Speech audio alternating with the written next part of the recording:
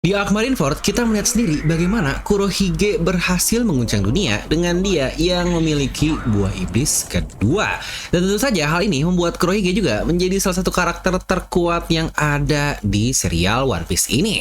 Tetapi apakah kalian pernah penasaran bagaimana jika kematian adalah sebuah mitos dengan memakan buah iblis kedua? Yang bagaimana juga jika nantinya Luffy bisa memakan buah iblis kedua? Kira-kira buah iblis apa yang dicocok dimakan oleh Sencho kita. Nah, garis besar di sini kali ini kita akan bahas video yang fun, yaitu kira-kira buah iblis apa yang bisa bersinkronisasi dengan buah iblis karet yang sudah Luffy miliki saat ini. Dan di sini pula kita tidak akan membahas buah iblis super OP seperti magma dari Akainu atau buah iblis serba bisa seperti OP Nomi dari babak Torao. Makanya pastikan kalian tonton video sampai habis agar tidak ada informasi yang miss dan juga setengah-setengah. Karena bisa masuk akal, tapi akal bisa masuk. Dan buat para nakama baru juga di channel Devi Nomi bisa bantu subscribe dan nyalakan bel notifikasinya ya. Nah, mari tanpa basa-basi lagi kita langsung saja. Wadaw.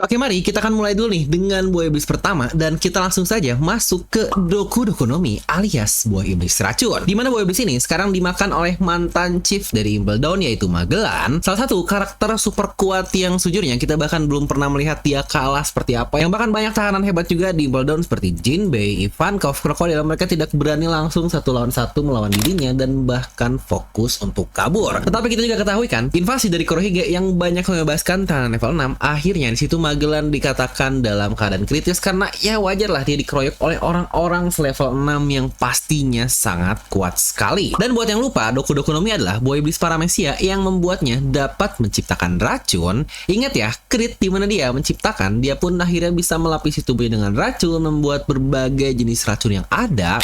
Bahkan dia bisa menciptakan jalur dengan Hydranya dan membuat gas beracun yang dia inginkan. Tentu saja ultimate-nya adalah satu hal yang kita ketahui, yaitu racun iblis yang kita nggak tahu apa, tetapi ketika disentuh mau oleh manusia atau bahkan benda mati akan langsung hancur setelah terkenanya. Nah, mungkin kalian akan bingung kenapa saya nggak langsung ngasih buah iblis terkuat saja seperti Pika-Pika Nomi Kizaru atau magma Akainu yang tadi kita bahas di awal. Karena bukankah jika Luffy memakan buah iblis tersebut, menurut saya jika seperti itu, mungkin buah iblis Luffy karetnya akan tidak begitu berguna karena mungkin Luffy akan lebih fokus ke buah iblis yang barunya yang jauh lebih OP tersebut. Dan itu pula alasan kenapa saya memilih buah iblis yang pastinya akan saling komplement dengan buah iblis karet Luffy, dan dengan asumsi dia pun memakan buah iblis kedua. Lagi-lagi karena ketidaksengajaan, yang jangan lupa buah iblis pertamanya saja alias Gomu Gomu atau Mythical Zoanica ini dulunya kan Luffy tidak sengaja memakannya, dan mungkin selama bertahun-tahun ada buah iblis lain juga yang tidak sengaja Luffy makan, dan itulah asumsi kita Luffy memiliki dua buah iblis. Jadi bisa dibilang Luffy ini memiliki banyak waktu untuk latihan dari buah iblis kedua yang sekarang pastinya sudah akan memiliki keterampilan seperti buah iblis pertamanya. Nah, lagi-lagi menurut saya buah iblis racun ini akan sangat cocok buat Luffy karena bisa menjadi buff tambahan untuk kemampuan karetnya, dimana gaya bertarungnya masih akan tetap sama dengan menonjok, menendang, menyundul ke segala arah, tetapi dipadukan dengan racun yang ada di dalam tubuhnya. Dia pasti bakal bisa lebih YOLO nih untuk masuk kemanapun dengan sifat Rambo-nya, karena musuh tidak akan bisa serta-merta menyentuh Luffy karena terdapat racun yang melapisi tubuhnya tersebut. Dan dengan kelincahan Luffy lalu juga dipadukan dengan Hydra yang bisa dia ciptakan untuk membuat jalur terbang kemana-mana. Wah, ini bakal gak kebayang sih, Luffy bakal sangat-sangat merepotkan dan sangat OP sekali untuk terbang ke sana kesini dengan sangat cepat. Dan dengan racun ini pula di pertarungan-pertarungan Luffy yang biasanya bahkan membutuhkan waktu lama seperti ketika melawan Katakuri itu bahkan selama berjam-jam, dengan racun yang biasalah kalau di game kan terdapat DOT atau damage over time. Nah, itu bahkan bisa melemahkan musuh dalam jangka waktu lama. Dan apalagi jika sudah diawakeningkan buah iblisnya, wah ini wadaw banget. Daerah sekitar berubah menjadi karet yang bahkan dimunculkan juga racun di daerah sekitar yang wah ini sudah gotir banget untuk karakter Luffy kita. Nah, sebelum lanjut ke buah iblis lainnya, kita perlu jelaskan dulu ya, kalau kita tidak tahu apakah Luffy benar-benar dapat makan buah iblis seperti asumsi yang tadi kita buat, karena semua mitos ini kita dapatkan di chapter 385 oleh si Pinang dengan berkata kalau kita memakan buah iblis lebih dari satu, maka orang tersebut akan meledak dan langsung mati. Keserakahan akan menerima ganjarannya. Ya jujur sih pada saat itu saya sendiri tidak kepikiran jika ada orang yang memakan buah iblis lebih dari satu, tetapi setelah mendengar kata-kata dari si P9, situ pun langsung berpikir, oh iya benar juga ya, kenapa kita nggak pernah dimunculkan karakter yang bisa memakan buah iblis lebih dari satu? Karena mungkin dulu mikirnya ya udahlah tiap buah iblis unik untuk masing-masing karakter dan tidak berpikir orang yang memakan lebih dari satu akan mati atau apapun itu. Ya tetapi pemikiran yang akhirnya terbantah oleh mitos tersebut, Oda pun bantah lagi dengan menunjukkan Kurohige yang ternyata dia pula malah bisa memiliki buah iblis lebih dari satu, yaitu ketika di Arc Marineford yang kita bahas di awal tadi. Yang lagi-lagi bukankah itu pun bikin kita bertanya-tanya nih, apakah mitos itu beneran